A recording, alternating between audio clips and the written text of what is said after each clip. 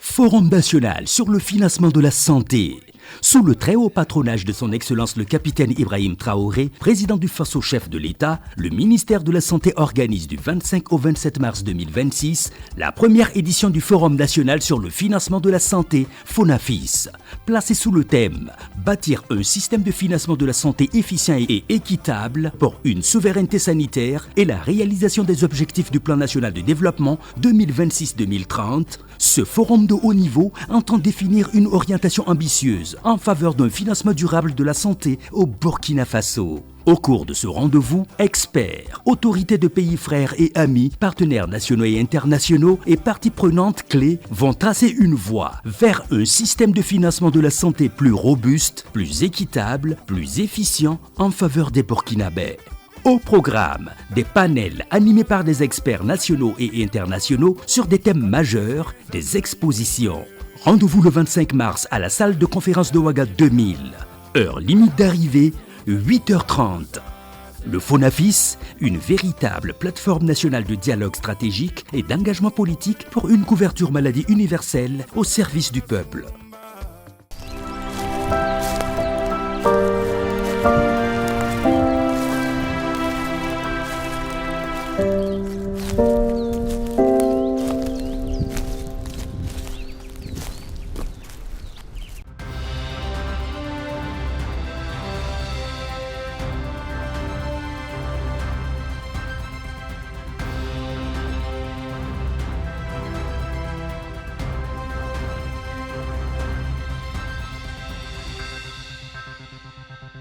Rencontre d'échange autour des nouvelles orientations relatives au délai de délivrance des avis environnementaux ce 24 mars 2026. Organisée par l'Agence nationale des évaluations environnementales ANEV, ces échanges visent à améliorer l'efficacité des procédures, renforcer la collaboration avec les acteurs et garantir une meilleure qualité des études soumises. Plus de détails dans la suite de ce journal. Bonsoir à vous, chers téléspectateurs. Bienvenue sur Faso Green TV. Ravi de vous retrouver pour une nouvelle session d'information. Je vous le disais à l'instant, dans une dynamique de réforme de l'administration publique au Burkina Faso, le ministère en charge de l'eau, à travers l'Agence nationale des évaluations environnementales ANEV, a organisé une rencontre d'échange autour des nouvelles orientations relatives au délai de délivrance des avis environnementaux. Cette rencontre avec les acteurs miniers et les sociétés de carrière avait pour objectif d'améliorer l'efficacité des procédures, renforcer la collaboration avec les acteurs et garantir une meilleure qualité des études soumises. Suivant ce reportage de Colette Boudot pour en savoir plus. Salle de conférence du ministère en charge de l'eau. Ce 24 mars 2026, l'Agence nationale des évaluations environnementales ANEV échange avec les acteurs du secteur minier et les sociétés de carrière. Au menu des échanges, la présentation des nouvelles orientations relatives au délai de délivrance des avis de faisabilité et de conformité environnementale, la clarification des rôles et responsabilités des acteurs et l'amélioration de la qualité des études environnementales, notamment les plans de réhabilitation et de fermeture. Il y aura précisément 3 communications. La première communication va consister sur les nouvelles procédures. La deuxième communication va porter sur les plans de réhabilitation et de fermeture. Tout projet minier doit forcément avoir un plan de réhabilitation et de fermeture qu'à sa fin qu'on puisse exécuter ce plan-là. Et la troisième communication va porter sur le suivi des plans de gestion environnementale et sociale. Ce plan de gestion environnementale et sociale consiste à quoi? Lorsqu'on délivre un arrêté environnemental, il y a toute une panoplie de prescriptions qui sont à l'intérieur. Donc on veut voir est-ce que ces acteurs-là mettent en œuvre ces différents plans de gestion environnementale et sociale. Avant, la délivrance d'un avis environnemental pouvait prendre 3 à 4 mois. Mais désormais, 26 jours seulement suffisent. Réduire les délais sans compromettre la qualité, c'est tout l'enjeu de cette réforme engagée. Du côté des acteurs miniers et sociétés de carrière, cette initiative est bien accueillie. Elle est la bienvenue parce qu'au-delà de la réhabilitation des mines, il s'agit également des délais de délivrance qui sont raccourcis et ça, c'est à l'avantage des promoteurs. Juste pour avoir un avis de conformité ou de faisabilité environnementale, on avait au moins au minimum 130 jours et ça c'est revu à 26 jours. Certes, les activités minières contribuent fortement au développement socio-économique du pays, mais elles ne sont pas sans conséquences sur l'environnement. Ces activités minières dégradent les sols, polluent les eaux, l'atmosphère et menacent la santé des populations, entre autres. Des mines, notamment semi-mécanisées, ne disposent toujours pas de plan de réhabilitation et de fermeture. Entre exigences environnementales et impératifs économiques, le défi reste de taille. Le directeur de cabinet du ministre d'État en charge de l'eau interpelle. Il ne sert pas à une nation d'accumuler des milliards pour une génération qui va s'éteindre dans 50 ans du fait de l'activité que nous menons aujourd'hui. Donc nous devons être à mesure de prendre conscience de nos responsabilités vis-à-vis de ce drame qui pourrait se dessiner. Il y a quand même des dispositions qui sont prévues par la réglementation. C'est notamment l'élaboration de plans de réhabilitation. Je préfère vous dire qu'il est impératif, impérieux et dans votre intérêt d'élaborer dans les meilleurs délais et de nous faire parvenir avec justement la secrétaire en charge de la question des plans de réhabilitation. Si nous sommes passés de 135 jours pour délivrer les avis à 26 jours, en retour, nous allons exiger que les sociétés en charge donc, de l'extraction minière ou des carrières se mettent également en règle. Ça va être tolérance zéro. Après cette rencontre avec les acteurs miniers et sociétés de carrière, il est prévu une série de rencontres avec le secteur privé et les consultants.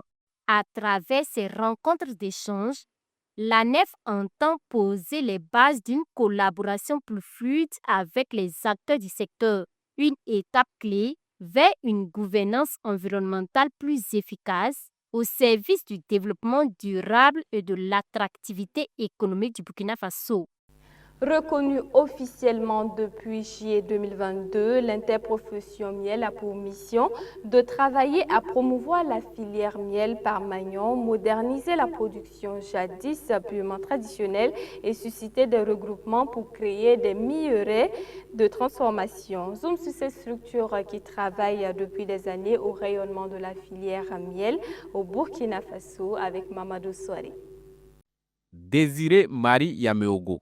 Il est le président de l'interprofession miel, cette fêtière des sociétés coopératives qui travaillent dans la filière miel. L'interprofession miel qui regroupe aussi bien des sociétés coopératives de producteurs que de transformateurs de miel compte aujourd'hui 3 maillons. Le maillon production qui a 12 unions régionales de sociétés coopératives réunies en union et 8 unions régionales de transformation, commercialisation. Donc, ce sont ces unions régionales qui ont formé 2 unions nationales de production et de transformation, commercialisation.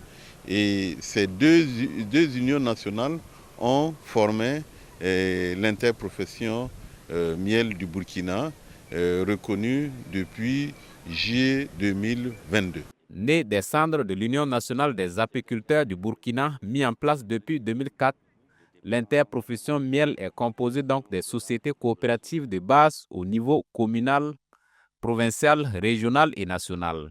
Près de 32 sociétés coopératives forment le maillon production et 16 pour le maillon transformation sur le plan communal. De 2004 à 2017, nous avons travaillé sous l'emblème de l'Union nationale des apiculteurs du Burkina. Mais avec la loi de l'OADA et la loi 50 du Burkina qui était votée au Burkina, toutes ces associations et ces unions qui travaillaient dans des filières agricoles devaient devenir des sociétés coopératives. Et c'est dans ce cadre qu'il y a eu cette mutation de groupements, associations vers des sociétés coopératives parce que dans notre activité, il s'agit bien d'activités économiques. Et c'est dans ce cadre, avec la loi 50, il fallait que nous puissions muer en société coopérative et du coup, la fêtière de ces sociétés coopératives était l'interprofession. Ces sociétés coopératives regroupées au sein de l'interprofession miel travaillent depuis des années à faire rayonner la filière miel au Burkina Faso à travers plusieurs initiatives. C'est d'abord à la base travailler à promouvoir la filière par maillon. Pour ceux qui travaillent dans la production, c'est développer la production qui était jadis purement traditionnelle. Donc c'est de faire des renforcements de capacité de nos acteurs, les amener à utiliser des moyens modernes pour produire un miel de qualité. Et au niveau de la transformation, c'est susciter les regroupements pour créer ce qu'on appelle des mielleries de transformation. Et bien sûr, ces mielleries qui transforment, commercialisent en même temps. À cela s'ajoute l'élaboration des normes de miellerie et l'accompagnement des acteurs à accroître leur capacité de production. Au titre des défis, l'interprofession miel veut réactualiser le recensement des apiculteurs, élaborer une stratégie quinquennale de développement et continuer à travailler pour que le miel du Burkina, qui a été le premier à être accepté sur le plan international, garde jalousement cette place. Et puis, dans le tour d'horizon de ce 24 mars 2026, nous parlons de la nappe de poussière sur l'étendue du territoire national, puis de la 76e journée météorologique mondiale, célébrée sous le thème « Observer aujourd'hui pour protéger demain ». Suivant ce commentaire de Bernardine Ouedraogo pour plus de détails. Le Burkina Faso a célébré le 23 mars 2026 la 76e journée météorologique mondiale sous le thème « Observer aujourd'hui, protéger demain », consacré aux enjeux des changements climatiques. À cette occasion, une salle moderne de prévision et de veille a été inaugurée à Ouagadougou au profit de l'Agence nationale de la météorologie, ANAM. Cette infrastructure vise à renforcer les capacités nationales d'anticipation et de gestion des risques climatiques déjà soutenues par un important réseau de stations météorologiques. Elle permettra désormais de produire des prévisions plus fiables et des alertes jusqu'à 72 heures à l'avance, améliorant ainsi la protection des populations. Et puis, dans un communiqué, l'ANAM annonce une nappe de poussière en provenance du nord qui touchera progressivement une grande partie du territoire du 24 au 25 mars 2026. Elle entraînera une forte réduction de la visibilité, parfois inférieure à 500 mètres, ainsi qu'une dégradation de la qualité de l'air. L'atmosphère sera particulièrement chargée en poussière dans plusieurs régions. Les populations sont donc invitées à se protéger en portant un casque ou un foulard, à faire preuve de prudence sur la route et à limiter les déplacements non essentiels. Une attention particulière doit être accordée aux enfants, aux personnes âgées et aux personnes vulnérables.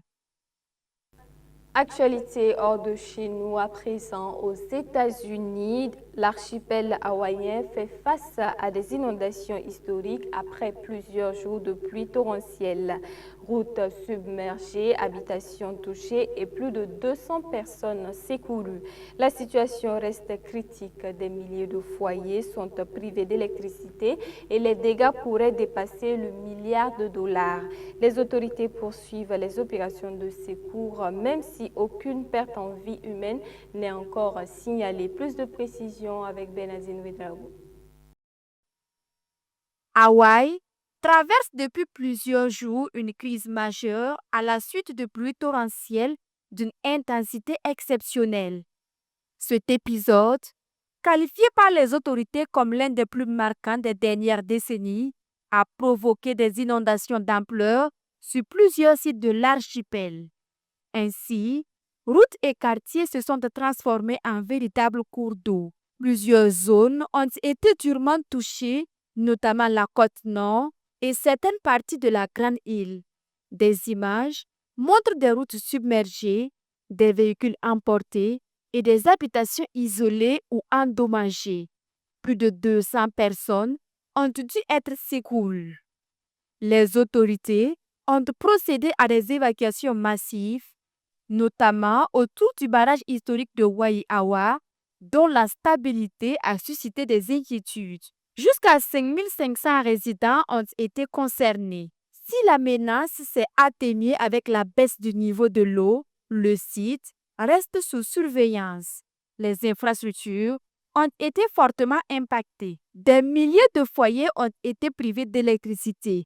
Certaines routes ont été coupées et les services publics, notamment les écoles et les transports, ont été perturbés. Selon les premières estimations, les dégâts pourraient dépasser le milliard de dollars. Malgré l'ampleur de la catastrophe, aucun décès n'a été signalé à ce stade. Les équipes de secours poursuivent les opérations d'assistance et d'évaluation des dommages, tandis qu'un retour progressif à des conditions météorologiques plus clémentes est attendu dans les prochains jours. Fin de ce journal. Merci à tous pour votre aimable attention et rendez-vous demain pour une nouvelle session d'information sur Faso Green TV. D'ici là, prenez soin de vous, mais surtout, prenez soin de la nature. Au revoir.